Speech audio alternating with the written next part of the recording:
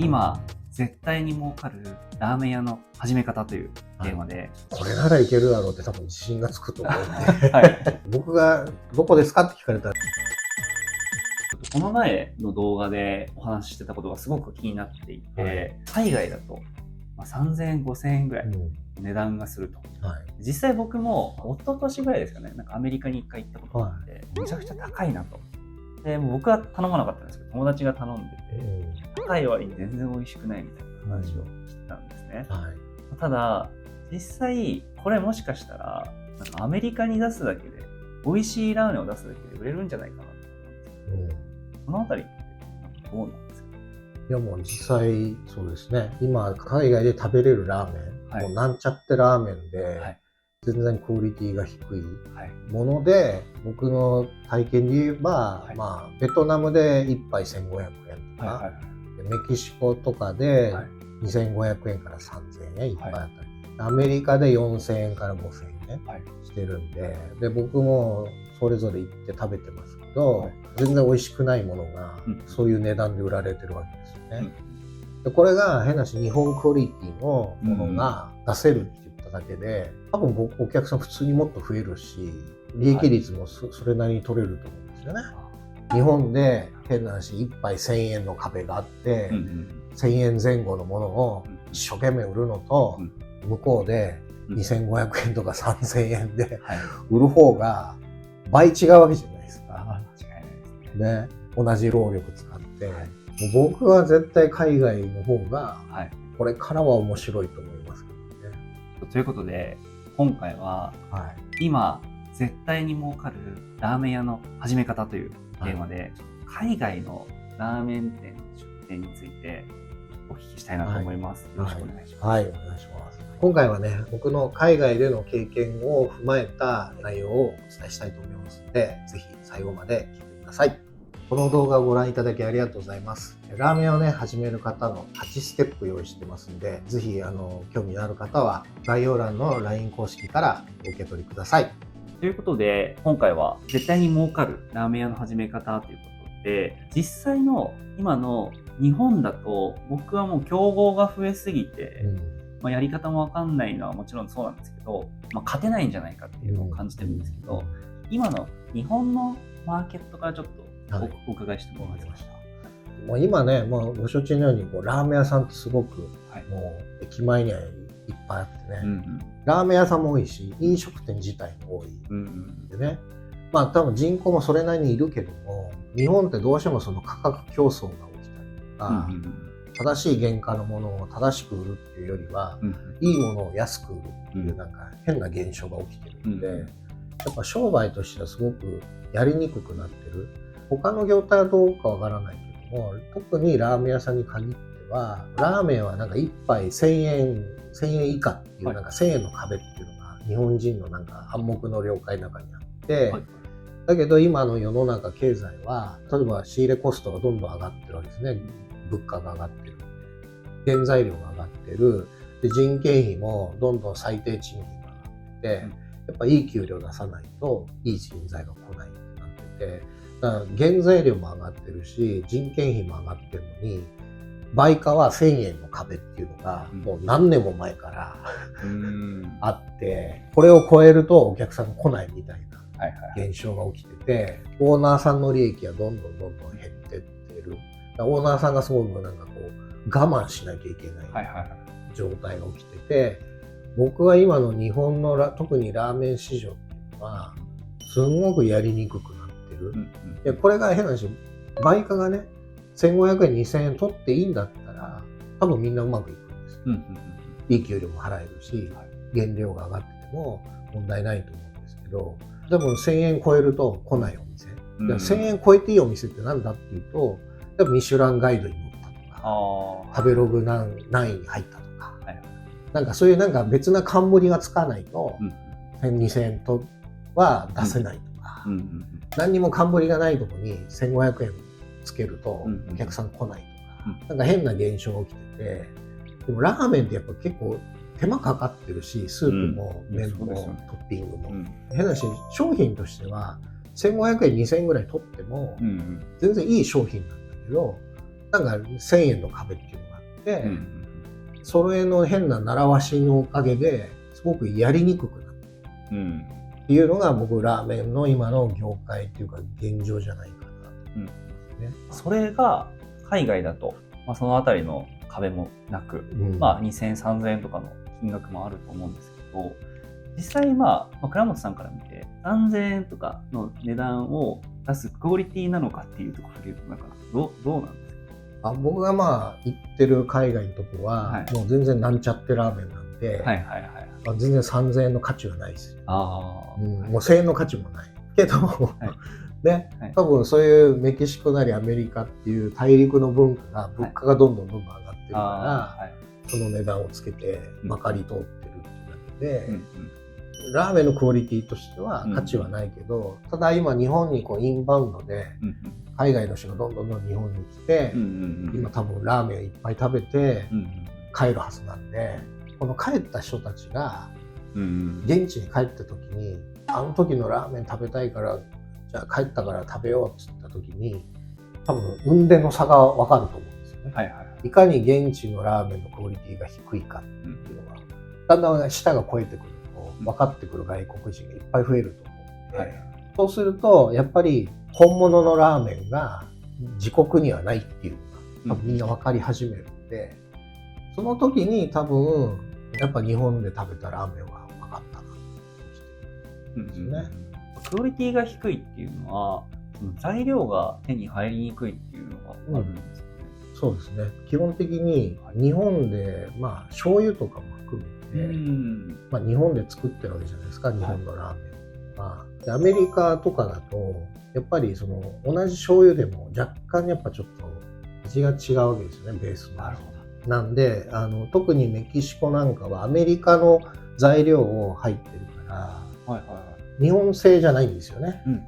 全てのものが。だから味がやっぱりそんなにいいものが作れない、原料からして、っていうんで僕は多分いいものが作れないんだと思う。スタッフとかはどうなんですか？教えればできる？僕の作り方は簡単なんで、教えればすぐできると思います。多分そのあたりもなんちゃってラーメンのところはなんちゃっての作り方をして絶対そうです。そんなに難しいことやってないはずなんで、難しいことやってない割に美味しくなくて、売価だけはたくさん取れるんで、僕はね絶対海外に出るべきだと思います。倉本さんはそのあたりもその原材料の輸送みたいなところからやってらっしゃる？もうできますね、やってます。海外にも輸出してるんで、ぜひね、やっぱり日本のラーメンを向こうで出したいっていう場合は、要は普通の人だとそれを販路から見つけなきゃいけないっていうのがあるんですけど、僕に相談してもらえればそこも確保して、商品の供給には困らない、日本のものが向こうで出せる。実際じゃあ僕もすごい海外の方が魅力的だし、多分今やるんだったら絶対そっちの方がうまくいくなと思うんですけど、具体的に何をどうやってやったら海外に出店できるのかみたいな倉本さんのサポートを受ける前提でちょっとお聞きしたいんですけど、やっぱり現地を知るのが大事なんで、一緒に一回行ってもらって、やっぱ現地見て自分で手応えをラーメン屋何軒か回ってこれならいけるだろうって多分自信がつくと思うんで、そっからですね、それまずどこで出すかっていうことで、変な話、日本みたいにラーメンがいっぱい乱立してるわけじゃないんで、ほとんどないんで、だから人が集まる場所をいかに安い家賃で探すか。後の流れとしてはおおむね一緒というか。そうですね。ただやっぱ日本みたいにいろんなラーメンを、今はできるようにしてますけど、国によって輸出できるものとできないものとかあるんで、アイテムが限定されるんですけど、場所に、国によっては。ただ豚骨は基本的にできるんで、メキシコは豚骨運べるんですけど、アメリカは実はダメなんですね。動物性のものは入れられなくて、ただちょっと動物性のものを使ってないスープっていうのもあったりしながら、いろんなちょっとテクニックがあって、そういったものもアメリカには入れれるものもあるので、そのあたりをサポートいただきながらやると安心ですね。そうですね。ぜひそこら辺から入ってもらって、まず多分ね、現地見てもらって、自信をつかんでもらいたいですね、僕としては。皆さん気になってるところだと思うんですけぶっちゃけ海外に出したら、例えばメキシコの例とかでもいいんですけど、どれぐらい売り上げが上がって、どれぐらい利益が残るのかな。実際今メキシコでやってるオーナーさんの例を見ると、その方がね、1日ね、ラーメンで70杯ぐらいなんですよ、売れてるの。でも、1杯2500円とか3000円するんで、実際日本の企画で言ったら、1日70杯売るお店ってそんなに繁盛店ではないんですよね。だけど、1杯2500円とか3000円するんで、月賞で言ったら500万いっちゃうんですよ。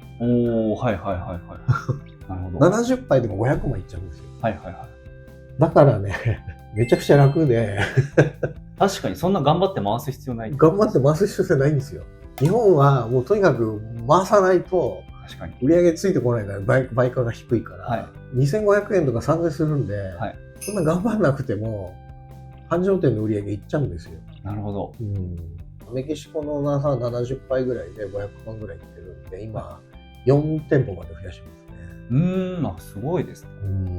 ましてこの円安っていうのもあって、日本円でお金持っとくよりは、メキシコドルで持っとく方が紙幣の価値上がってるんで、外貨を持ってる方が今の現状は強いですね。利益率でだいたい 10% ぐらいオーナーに残るっていうのは一緒ぐらいですか？一緒ですね。一緒なんですね。そしたら絶対海外の方がいいですね。一緒というよりはもうちょっと高いかもしれない、オーナー利益は。だって原価が安いから。要は日本のラーメンだと原価率だいたい売上の 30% なんだけど、1000円に対して 30% なんで原価が300円ぐらいじゃないですか。でもメキシコだったら2500円3000円で売れるんで、輸送費が倍かかったとしても、多分原価率は 20% ぐらいかもしれないんで、オーナー利益はもっと取れると思います。それで何店舗もやってたらもうウハウハですね。だから僕の知ってるオーナーさんは日本で出す気はさらさらない。なるほど。絶対外貨の方がいいって言ってます。お金自体は現地法人みたいなのを作る？そうですね。これは各国によってちょっといろいろやり方が違ってて、多分メキシコは比較的作りやすいかと。現地法人を作るか、別に法人なくてもいいみたいですけどね。でも法人あった方がいいと思います。そのあたりももちろん海外でビジネスやってる方だったらすぐ分かると思うんですけど、分けないと全く分からない。そうですね。例えばベトナムとか、タイとかだと日本人資本で会社を作ると、1000万とか2000万の予納金みたいのを政府に積まなきゃいけない。積まないと法人作れないんですよ。だけど現地の人を社長にするとか、現地の人が 50% 以上株を持つとか、現地の人を採用するとかっていう条件がいろいろクリアすると予納金がいらないとか、各国によって違うんで、そこら辺は出す国とかやり方を変えていく。現地の人を、信頼できる人がいればいいんですけど、いない方っていうのもいらっしゃると当然人間関係がないと、いったのも一応はご紹介はします。だからその条件がね合うか合わないかっていうのはそれは決めてもらって、その中でやってもらえればなと。一応できるようなアドバイスはさせてもらう。そこに関連付けて言うと、多分採用とか結構大変そうだなと思うんですけど、そのあたりも海外はなんとなくやり方がそれぞれの国であって、それぞれの違いはありますけど、やっぱり現地の協力法人も僕もいるんで、その辺はサポートさせてもらって、ただやっぱりね、全員現地の人間ではなくて、多分日本人の人が、オーナーさん本人が行くか、誰か信頼できる人多分ね、行かせるとは思うんで、その人軸に組み立てるっていうところでしょうね。そのあたりも一人でやろうと思ったら絶対検討もしないという。いやー、もうそれは大変な、できないことじゃないけど時間がかかりますよね。時間とお金が。しかもそれで失敗したらもう取り返しがつかないっていうかだからやっぱりそこの今もう時間をもったいないんで、やっぱりそれは我々みたいなものに聞いていただいて、2段3段飛びしてもらって、早く事業化させるっていうところで、ぱり日本で出店するよりは海外の方が、僕は今は特にラーメンとか寿司とか、とにかく日本食ブームなんで、本当にチャレンジするべきだと思います。次にちょっとこれも気になるんですけど、今倉本さん的に一番おすすめの国とか、僕なんかすごいこの前からメキシコビーキになってるかもしれないんだけど、僕絶対メキシコですね。僕はもう引っ越したいぐらい。あ、そうなんですか。要はラーメンの売価も高くて、アメリカほど人件費とか家賃が高くないんですよ。言ってもまだちょっとローカルなところなんで、だから家賃は安いし売り上げは取れるしっていうところで、やっぱ日本食ブームっていうのがあって、メキシコは親日にも近いでしょうし、商売としては僕はメキシコは面白いなと思って。でベトナムとかアジア系もいいんだけど、ラーメンの売価がどうしても1500円ぐらいまでなんで、1500円にしたってベトナムとかタイの人は人件費が安いから、ラーメン高級品なんですよ。富裕層しか食べれないんですよ。アジア圏の。確かに。でやっぱりなかなかそこのね富裕層しか食べないものって、そんなに売り上げ上がらないんで、アメリカは逆に売価が4000、5000円ぐらい高いけど、家賃と人件費がべらぼうに高いんで、もうどんどん上がってるんで、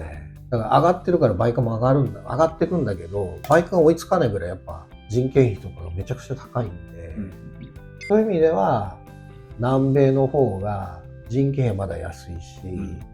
家賃もそんなに高くないし、だけど物価だけは上がってるんで、売価が取れるっていうところでは、その総合的なバランス見ると、僕は一番メキシコが利益率が高い地域だと。ヨーロッパの話もあるんだけど、ヨーロッパはいろんな規制があってアメリカと一緒で、ヨーロッパも人件費と